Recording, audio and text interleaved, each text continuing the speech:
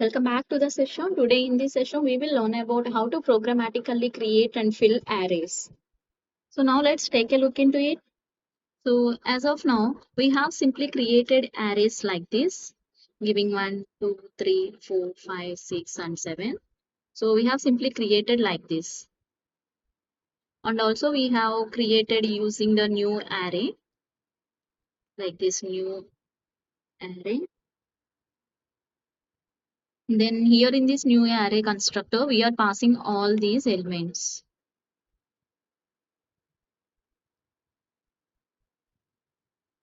These are all the arguments. So then also we will create an array. So basically here in this case we have all the data, for example 1, 2, 3, 4 and so on 7. So that's the data that we already have. So therefore we could then manually create these arrays. So however we can actually also generate arrays programmatically. So without having to define all the items manually. So there are many situations in which this is necessary, and there are also multiple ways of doing it. And the easiest one is to again use the array constructor function. So for example, let's write the const x equal. Let's create a new array like this, new array, and then I will pass and only one argument, that is 7.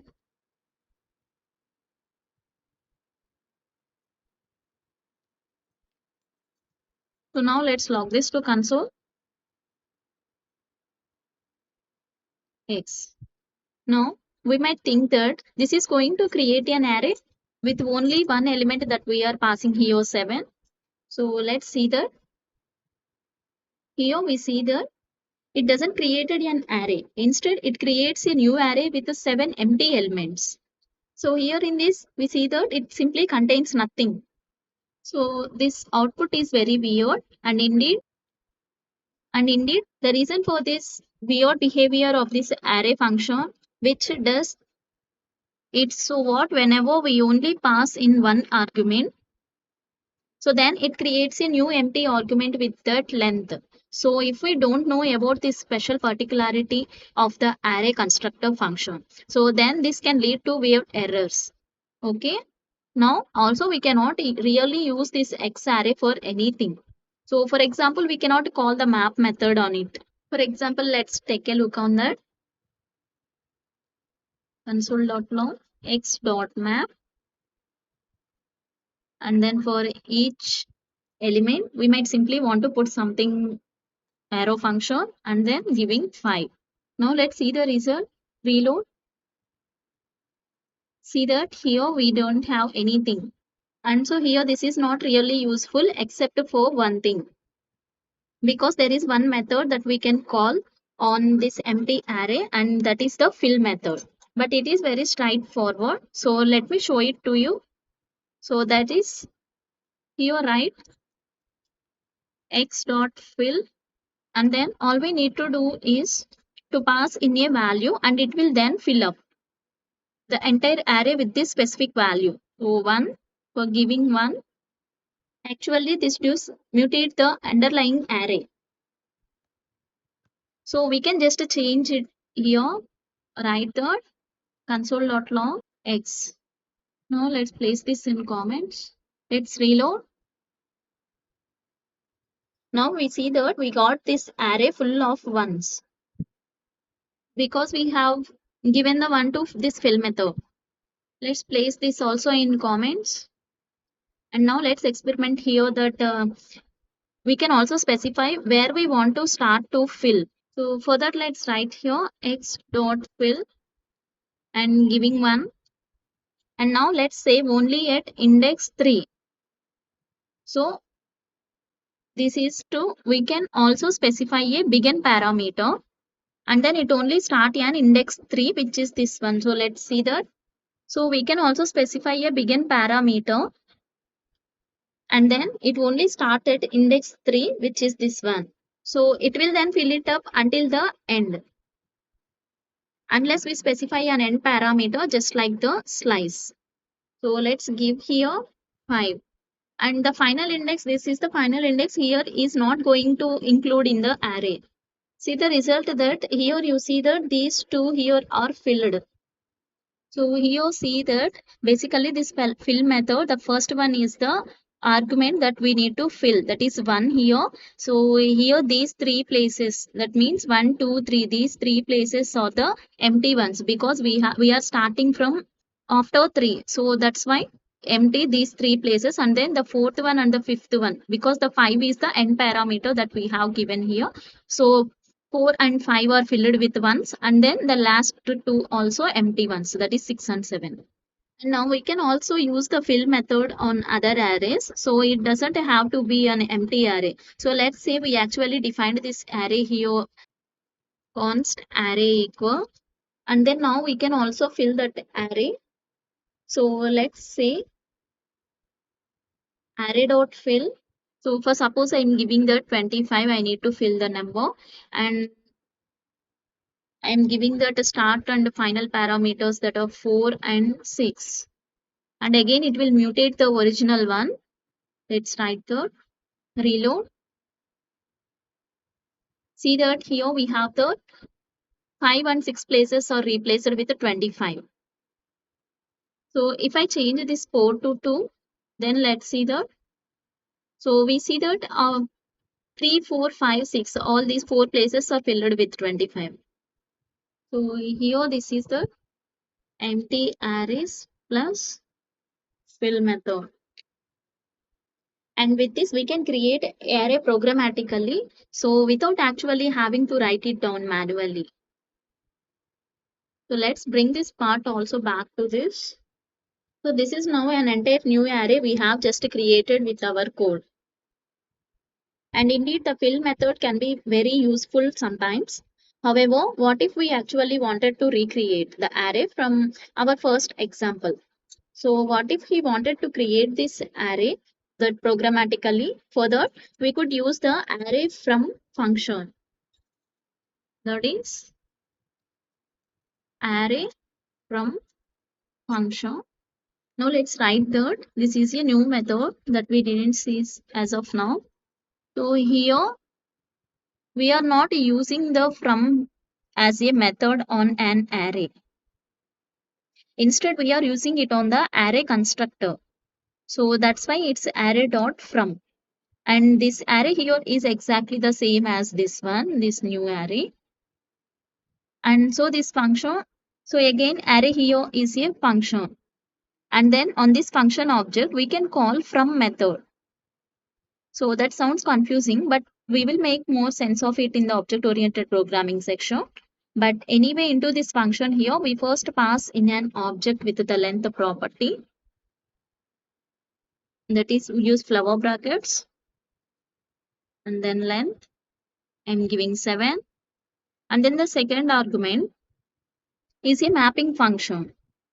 So it is exactly like the callback function that we pass into the map method. So start, let's also programmatically recreate this array here of 7 ones. And now let's write a callback function, and in this case we don't even need any argument, but still we have to write a function. So let's write a arrow function there, and which will simply return 1 in each iteration. So write 1. So no arguments, no current element, and no current index, and nothing. So all we want is to return a 1, and that will then put a 1 in each of the array operations. So let's call this. So for we need to store the const. So let's call this y. See the result, we have the arrays is not defined. Sorry, array dot from. Now let's reload. Forgot to log this y, console.log y. Reload. Now see the result. We have that all the ones in these 7 places. So here this is some of the easy method to write all these. And now let's create another one. Here const z equal array dot from, and here I am giving that an object length 7, and then now our callback function, and let's call it current first, current, and then the current index. So here the index will be vary between 0 and 6. So all we have to return from this function is I plus 1. So again you see that this callback function here is exactly like the one in a map method. So you can simply imagine that you are using this callback function in calling the map method. So an empty array. And so as always we get access to the current element, this one, and the index. So adding 1 to the index will then give us values from 1 to 7. So now let's log this to console. Now let's see the result reload. See here we have that all the numbers from 1 to 7. Now remember that how earlier we used a variable like this. So an underscore, which means a throwaway variable. And this is another use case for using this convention because we do not need this current value at all. But we still of course have to do the first parameter because the index that we need is only the second parameter. So but to donate the, we are not using the current element, we simply write an underscore, and then other programmers will also understand this convention and automatically know that we don't use this parameter. So that's why we are using this, and this is how we create an array programmatically. And I hope you can also see that all kinds of different use cases for this. And now for example we could create an array with 100 random dice rolls. So maybe you want to try that out on your own, and that is actually one of the assignments that I have later here in this section. And there are going to be a couple of sessions, and this will be one of them. But you can try it out immediately if you feel like it. And so try array dot from to generate an array and with 100 random dice rolls. So if you can do that, but anyway, so let's move on and see more real use cases that array from function. So this array from function was initially introduced into JavaScript in order to create arrays from array-like structures. So remember how we talked about so-called iterables first. So things like strings, maps, and sets. So they are all iterables in JavaScript. So they can be converted to real arrays using array.from. So that's the reason from the name of the function, because we can create arrays from other functions.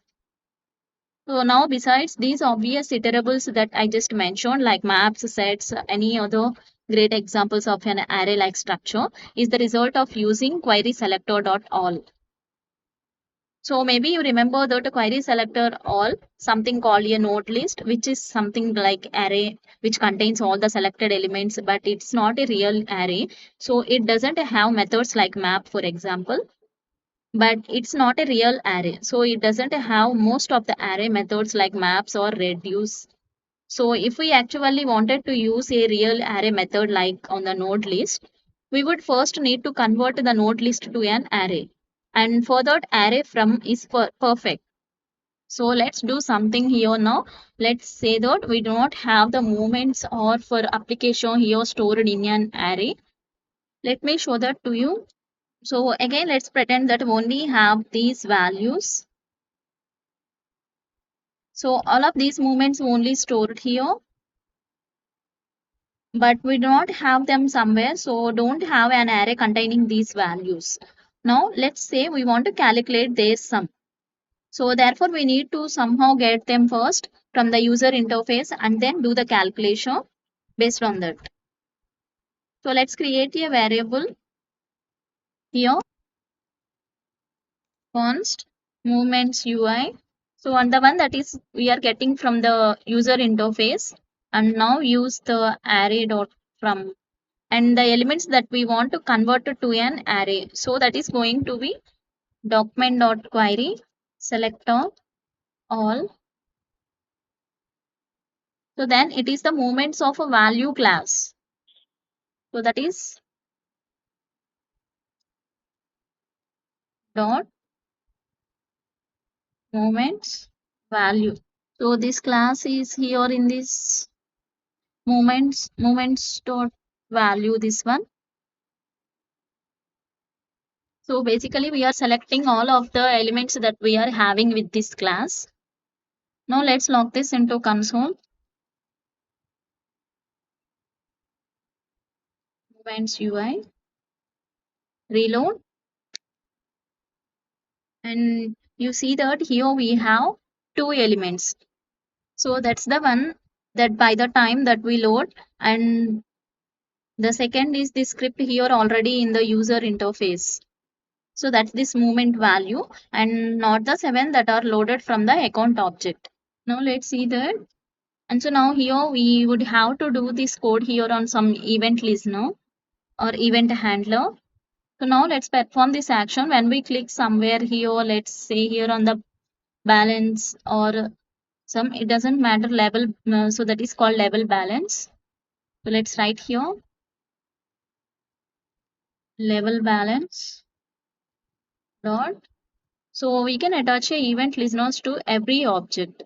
So that's why add event listener and then click. It doesn't have a button. So and then our function. Now let's place this in here block. Now let's reload and then log in here again. Now we can now read these 7 movements. So that is all these 7 movements from the user interface.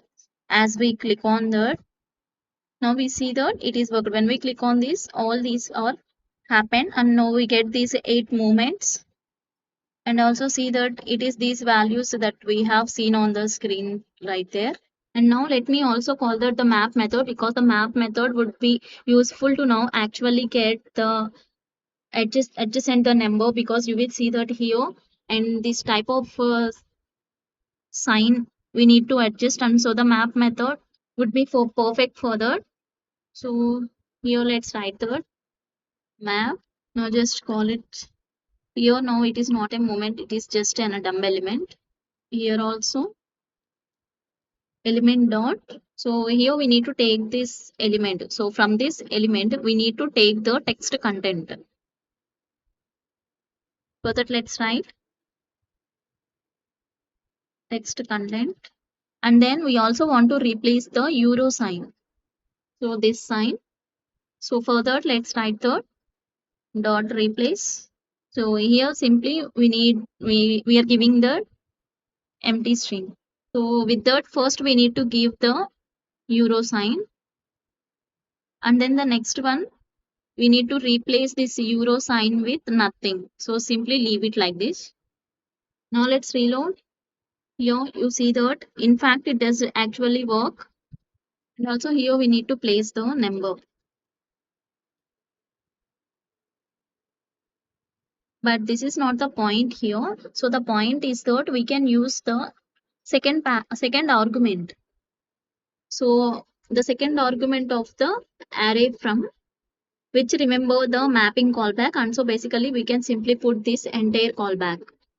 Let's paste here in the second argument. Now here see that this moments UI array is already the final array. Let's get rid of this. Now let's see that, give the details, and then now just click on this. See here we have all these moments. So when we click on this, we get all the moments that we have here. So we are done with this. Now let's recap all this. We used a array from to create a array from the result of the query selector all, which is a node list, which is not really an array but an array like structure, and that array like structure can easily be converted to an array using array dot from. And then the second map, we can include a mapping function which then forms that initial array to an array exactly as we want here, and so basically converting the raw element to its text content and replacing the euro sign with nothing. And so then in the end we end up exactly with the array of numbers that we intended. And by the way, I'm not sure if I mentioned it earlier, but there is another way of converting this here to an array. So this one, let me grab this one here. Let's write here moments UI 2 that is equal dot paste. So this is the spread operator. The spread operator that results of the query selector all into a new array as well. So this also creates the array, but then we would have to do mapping separately. So let's write here const. So here many of this, the arrow from function was a great addition to JavaScript in EL6. So that's actually all I had to tell you here in this video. So this is all about the video. I hope that now you have a clarity about all these. See you in the next lecture. Thank you.